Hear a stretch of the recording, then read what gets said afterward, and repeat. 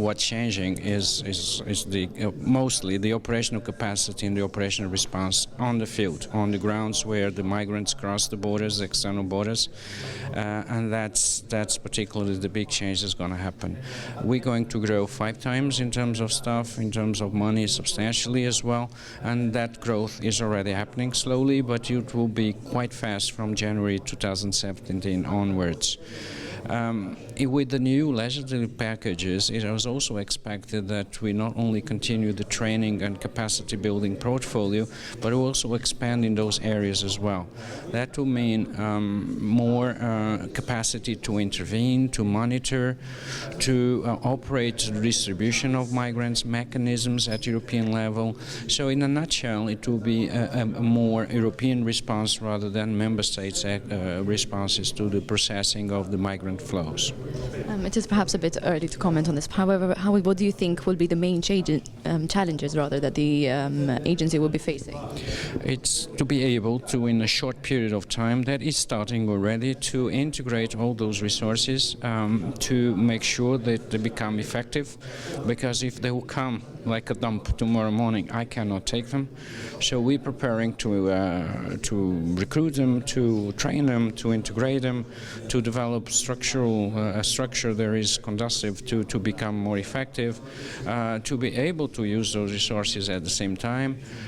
So it's all about management, it's all about reforms, internal reforms, growth, and managing change.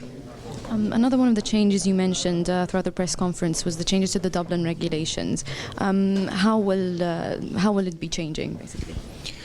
Well, there are many issues in the Dublin regulation that, particularly the matching mechanism, where member states are supposed to take migrants from the points of entry, that obviously have not been working.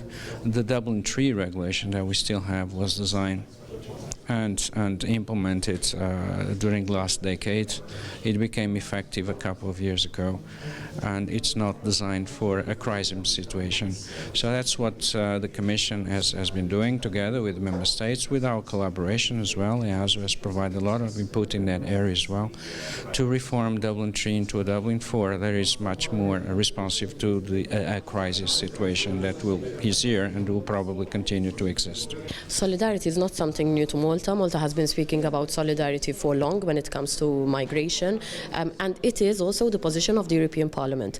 The European Parliament understands that this is not an issue to be managed by one individual member state, but all the member states together can pull the same rope to really address and manage the migration issue. But let's look beyond as well, because it is not up to the EU alone to offer all the solutions to the migration situation. There should be also the input of the international community.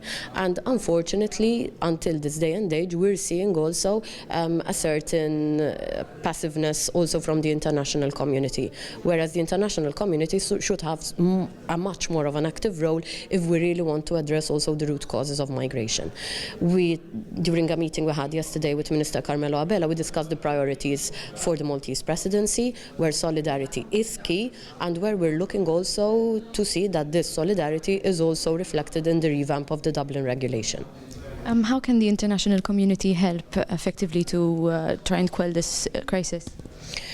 You have countries where they are torn by war, they are torn by crisis, countries where climate is also having its impacts, and until there is this whole effort from everyone, it should be a global effort. Until we have this global effort, these situations will remain what they are today.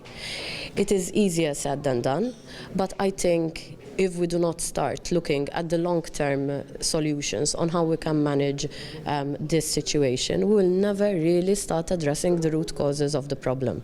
So yes, we should start thinking about the short-term, the middle-term solutions, but the long-term solutions need to be in place as well. Because until we have war-torn countries, until we have these situations in the different countries where people would have to flee from, we will have this problem at hand. It is not something which will go away, in my opinion, but it is something that we need to look on how we can manage in the best possible solution.